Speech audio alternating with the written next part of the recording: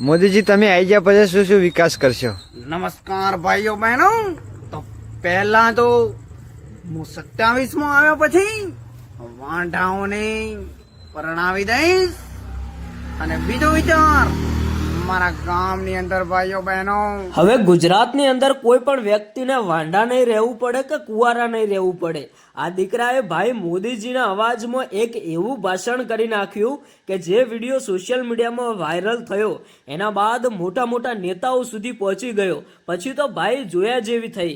તમે આ વિડીયો ધ્યાનથી સાંભળતા જજો, કારણ કે અત્યારે હાલ આપણા ગુજરાતની અંદર જેમ જેમ ભાઈ ચૂંટણી નજીક આવી રહી છે એમ ઘણા બધા કોમેડી વિડીયો અને અનેક નાના મોટા વિડીયોઝ વાયરલ થતા હોય છે, જેમાંથી આ ભાઈએ ભાઈ સેમ ટુ સેમ મોદીજી જેવો અવાજ કાઢ્યો અને મોદીજી જેવી રીતે ભાષણ કરતા હોય એવી રીતે ભાઈ મોદીજીના અવાજમાં ભાષણ કર્યું.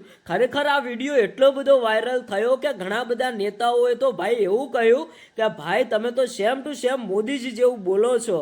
અને મોદીજીના અવાજમાં એવું કહ્યું કે હવે આ 2027ની ચૂંટણીમાં જો હું આવી ગયો ને તો ગામડાઓની અંદર કોઈ પણ વાંઢો નહીં જોવા મળે કે કોઈ પણ વ્યક્તિ લગ્ન કર્યા વગર નહીં જોવા મળે. તમે વિચાર કરો કે એક બાજુ અત્યારે હાલ આપણા ગુજરાતની અંદર રાજકારણને લઈને માહોલ ખૂબ જ ગરમાયો છે, ચૂંટણી નજીક આવી રહી છે.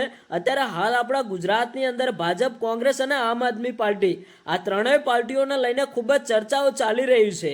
એવામાંથી ક્યાંક ને ક્યાંક આ ભાઈનો વિડીયો વાયરલ થયો. આ ભાઈએ ખરેખર એવું તો કેવું ભાષણ કર્યું કે આ વિડીયો મોટા મોટા નેતાઓ સુધી પહોંચી ગયો.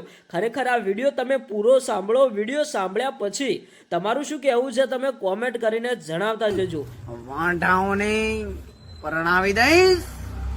અને બીજો વિચાર, મારા ગામની અંદર ભાઈઓ બહેનો, મારા સમગ્ર ગુજરાતની અંદર